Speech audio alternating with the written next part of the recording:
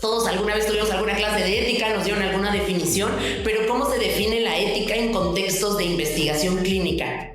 ¿Y por qué es necesaria la ética en investigación clínica? O incluso, o sea, la definición como ética per se, porque pues te dicen ética y no, o sea, yo no la puedo definir, ¿no? O sea, ¿cuáles son sus limitantes? Aquí es ética y aquí ya es, no sé, ya entra regulación o otras cosas, o es parte del mismo, sino cómo se define ética y eso cómo se lleva a ética en investigación clínica. Pues mira, es que ustedes han dado precisamente en el clavo. Hablar de ética como tal es muy complejo porque es muy etérea. Es decir, no es algo tangible, no es algo aplicable, no estás hablando de una cimentación de infraestructura, de ingeniería, de arquitectura, que haces cálculos matemáticos para saber en cuánto lleva determinada cantidad de los materiales adecuados para que no se caiga un edificio, ¿no? Por ejemplo, aquí en Ciudad de México tenemos que ser expertos en eso porque si no con los temblores nos traen pintos, ¿no? Entonces, la ética no. La ética es algo que se encuentra en el pensamiento y en la filosofía humana. Entonces, pues ustedes saben perfectamente que la ética pues, ha sido desde el origen de la civilización siempre parte del pensamiento filosófico que ha surgido como especie. Entonces, ha pasado por muchos campos. Obviamente nosotros, como resultado de un proceso histórico de muchos milenios, traemos mucho la noción filosófica griega y después, obviamente, manejada por la romanización y posteriormente por la cristianización. En los casos de los grupos de otras regiones del mundo, los países árabes, pues, se ven con otra percepción, y a través de los grupos de la zona brahmánica, que es la zona de India, Pakistán, toda esta zona, con otra percepción, ¿no? Pero al final de cuentas, nos damos en algún momento como especie cuenta de que tenemos que encontrar puntos de interacción, puntos de homogéneos, en los cuales pues, tengamos un punto donde podamos coexistir, porque si queremos aplicar forzosamente lo que pensamos cada uno, pues nunca iremos a avanzar como sociedad y como especie, ¿no? Como tal, la bioética moderna o la ética moderna empieza a construirse el término a través del Dr. Fritz Jacks, que era un alemán que establece la década de los años 20 el término de bioethic, que era la ética para la vida. Entonces, como que empieza a dar las primeras pautas, ¿no? De respeto por la vida de todos los seres vivos, todas las especies que existen en el mundo, respeto por la propia interacción de cualquier actividad que se realice en esa cuestión. Se hablaba de medicina, una medicina muy básica, pero que se realizaran cuestiones de una atención mucho más humana al ser, ¿no? Nosotros a lo mejor no tenemos presente y cuando nos hablan de ética y de investigación, como que partimos de nuestro imaginario de la Segunda Guerra Mundial para acá, pero no, o sea, todas las vacunas que conocemos previas que surgieron en esa época anterior a este proceso, polio, muchas terapias de atención, por ejemplo, pacientes psiquiátricos, eran con técnicas realmente que actualmente sería una cosa escabrosa, ¿no? Técnicas de choques eléctricos, experimentaciones masivas de inyecciones para ver quién sobrevive y quién no. Entonces, se da todo eso, ese primer concepto, esa primera noción, ¿no? Del entendimiento de la ética de la vida. Viene la Segunda Guerra Mundial, se rompe todo eso, obviamente el mundo y los países pues no traen todo en la cabeza menos hablar de ética. Y cuando surge la noción de entender lo que pasó en los campos de concentración, porque una cosa es lo que nos muestra Hollywood y el resto del mundo en sus películas, y otra cosa es la realidad. Llegan los países que van liberando los campos, incluso los aliados también tienen sus propios campos. Entonces se empieza a dar cuenta de todo lo que ocurrió acá. Y uno de los puntos que le llama mucho la atención, tanto en el buen sentido como en el mal sentido, es la experimentación que se dio en seres humanos. De hecho, algo que se sabe de los que se conocen en el medio fue los juicios de Nuremberg. Uno de los juicios de Nuremberg fue el juicio de los médicos, pero realmente a los médicos lo que no sabe la gente es que la gran mayoría salió absuelta y salió libre. ¿Por qué? Porque no había nociones regulatorias, éticas, para decir es que realmente lo que hacían estaba mal, aunque todo el mundo lo sabía. Si no lo sabían, lo presentían, ¿no? Era como que lo palpaban.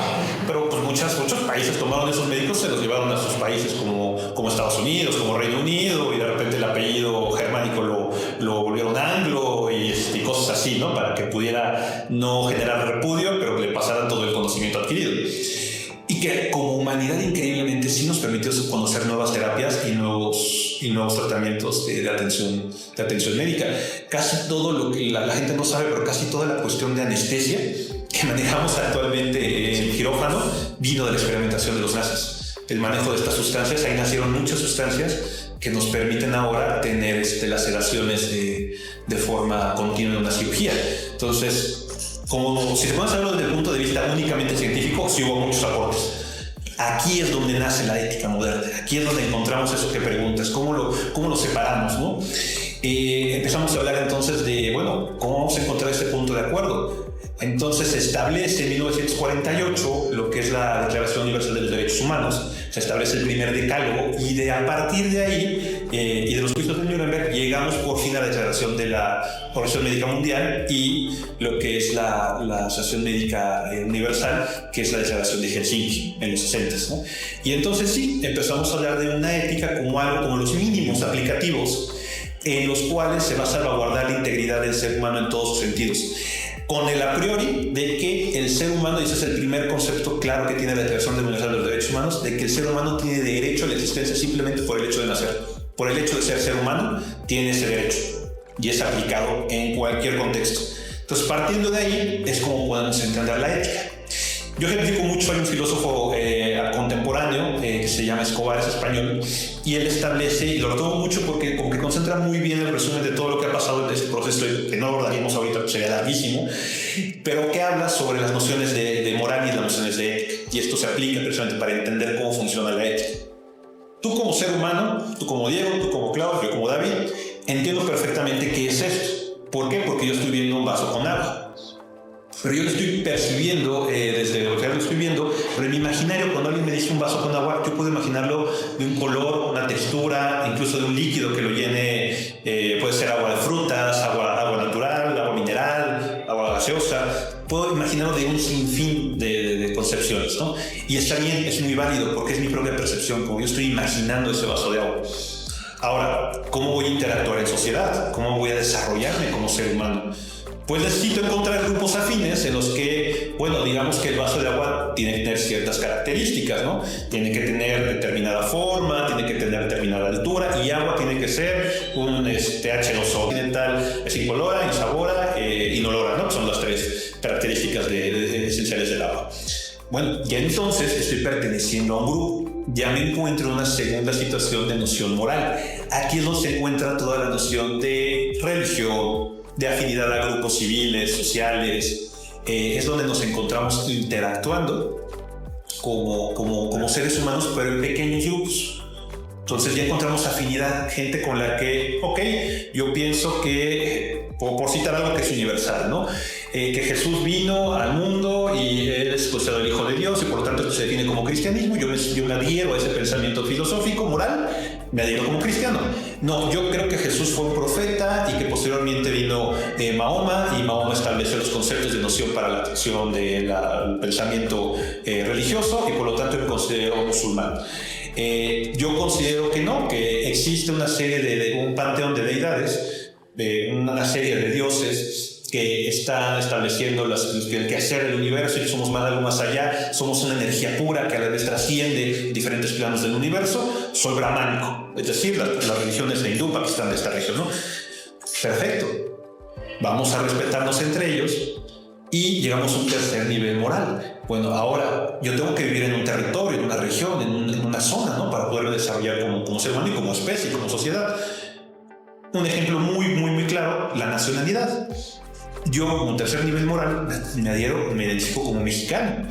El inglés, con todas sus características que te acabo de mencionar, se adhiere como inglés, el español como español. Identificamos un territorio, un lenguaje, unos símbolos que nos son inculcados desde pequeños para poder tener esta noción de identidad. Ahí nos van creando un poco, no es tanto una percepción personal, se dan cuenta, nos la van generando. Pero al fin de cuentas, pues estamos dentro de este universo. ¿Cuál es la cuestión de noción moral? Que no hay buenas ni malas, existen y punto. Y tú puedes pertenecer o en algún momento dejar de pertenecer de acuerdo a tu propia percepción individual. Si en algún momento ya no estás de acuerdo con el grupo en el que te dice que el vaso con agua tiene que ser así, pues me cambio por una persona, a un grupo que me diga que el vaso tiene que ser de estas características y coincido más con él. En el caso de una nacionalidad es igual. Yo no estoy de acuerdo con las políticas que se ejercen en mi país, y si tengo la posibilidad voy a buscar una noción de moral diferente, me voy a otro país donde existe un pensamiento que sea mucho más adecuado a mí. La ética está arriba de todo eso, porque la ética no permite precisamente que tengas se juzgue si es bueno o malo, pero tampoco que tú, por imponer tu noción moral, atentes contra los principios básicos de interacción humana. Entonces, por eso precisamente la ética podríamos entenderla como las nociones mínimas de interacción para el desarrollo integral del ser humano, desde la salvaguarda de su identidad y su desarrollo como ser. Esa es una parte muy importante. El ser es la persona que existe. Y cualquier ser vivo, porque la bioética va más allá, no solamente habla de humanos, sino también de seres vivos, ¿no? En estos tiempos modernos ha tomado mucho más fuerza este concepto. ¿Cómo podemos definir esto y cómo podemos darle una forma? Pues entonces surge lo que es la noción de Schiller y Beauchamp, que surge en los años 70 y se toma fuerza en los 80, y entonces hablamos de un principialismo. Entonces hablamos de principios básicos éticos en los cuales se establecen los límites. Que entonces encontramos la autonomía, la no maleficencia, la beneficencia y la justicia distributiva.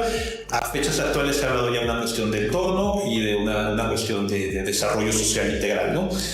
No se han adherido como principios, pero están ahí ya en la participación de este pensamiento. Y es ahí donde encontramos los límites y donde podemos empezar a definir qué es ético. Y es donde muchos de los trabajos actuales que se realizan en materia de investigación clínica y tienen que ver esta forma de interacción ética, pues encuentran la forma de poder establecer sus dictámenes o sus puntos de vista y posicionamientos, ¿no? Más allá de la ciencia, un podcast de Health Pharma Professional Research.